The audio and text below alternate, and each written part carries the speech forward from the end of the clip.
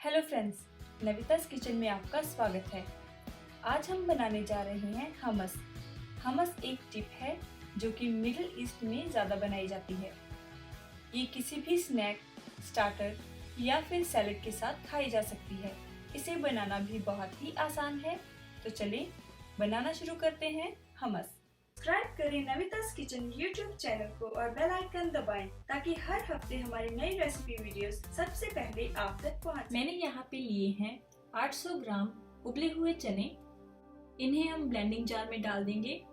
इसी के साथ 3 बड़े चम्मच सेसमी सीड्स यानी कि सफेद तिल, 1 छोटा चम्मच नमक, 2 लहसुन की कलियां, 1 छोटा चम्मच जीरा पाउडर, 3 बड़े चम्मच ऑलिव ऑयल, 3 बड़े चम्मच नींबू का रस, 4 से 5 बड़े चम्मच सादा पानी।